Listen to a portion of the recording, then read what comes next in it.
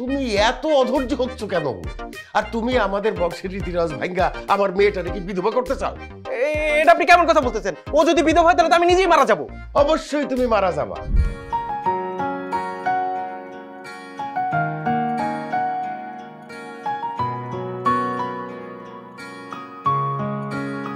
এই জামাই, এই দরজা খুলো।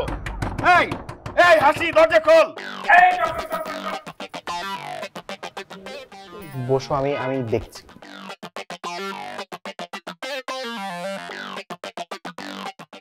এই হাসি, এই সর্বনাশ হয়ে গেছে, সর্বনাশ হয়ে গেছে। এই জামাই বাবাজি, তুমি এই ঘরে ঢুকছো কেন? হ্যাঁ, এই হাসি, তুই আর বলস নাই? কেন আব্বা, কি হইছে? বাড়ি কি চোর ধরা পড়ছে নাকি? পুলিশ টুলিশ আসেনি তো আবার?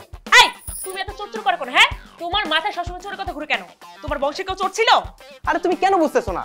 আব্বা যেরকম হুড়মুড় করে ঘরের মধ্যে ঢুকছে, আমি তো ভাবছি বাইরে ডাকাত আসছে। আব্বা কি হইছে আমার বলেন না।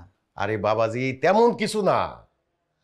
তোমারে যেই কথাটা বলতে আমি ভুলে গেছি, সেই কথাটা হইছে যে আমাদের বংশের কিছু রীতি রেওয়াজ আছে যেইগুলা আমাদের পূর্বপুরুষের সময় থেকে এখন পর্যন্ত আমাদের পালন করতে হয়।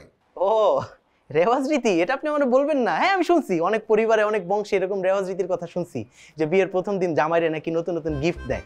আব্বা, আপনি আমার কোন মডেলের গাড়ি দিচ্ছেন? আপনি আমার একটা গাড়ি দিচ্ছেন, এটা আপনি আমার আগে বলবেন না? আমি আপনার মডেলটা বলে দিতাম। এই ছেলে, তুমি এত কথা বলো কেন? আমাদের পরিবারের রীতি রেওয়াজ হইলো নতুন বিয়ে করা বউ আর জামাই একসঙ্গে 1 সপ্তাহ থাকতে পারবে না। মানে হইলো 1 সপ্তাহ পরে তাদের বাসর হবে। বউ থাকবে সাজানো বাসর ঘরে, জামাই থাকবে অন্য ঘরে। অনেক রাত হয়ে গেছে, চলো তোমারে অন্য ঘরে দিয়ে আসি। আব্বা, এটা আপনি মানে কোন ধরনের রেওয়াজ রীতির কথা শুনাইলেন? এইসব রেওয়াজ রীতির কথা তো আমি জীবনে শুনি নাই। আমি মানি না এই রেওয়াজ, এই রীতি আমি মানি না, মানবো না, মানি না, মানবো না। আমি রবিন চৌধুরী এই রেওয়াজ, এই রীতি আজকে ভাঙবই। আজকের পর থেকে এই বংশের নতুন এক রেওয়াজ তৈরি হবে, আর ইতিহাস হবো আমি। সি সি সি সি সি সি, এই ধরনের কথা বলতে নাই, বিরাট অমঙ্গল হয়ে যাবে। আরে যত বড় অমঙ্গল হোক না কেন আব্বা, আমি মানি না, মানে আমি মানি না। আমি আমার নতুন বিয়ে করা বউকে এই ঘরে রেখে অন্য কোথাও যে থাকতে পারবো না। এই বউ, হাসি, তুমি কিছু বলো না কেন? চুপ করে আছো কেন তুমি? বাবা ঠিক কথাই বলছে, আমিও তোমাকে বলতে ভুলে গেছিলাম। থাকুন একটু কষ্ট করে, মাত্রই তো 1 সপ্তাহ। আর কিসের 1টা সপ্তাহ? তোমাকে রেখে আমি 1 মিনিটও থাকতে পারবো না, 1 সেকেন্ড অপেক্ষা করতে পারবো না।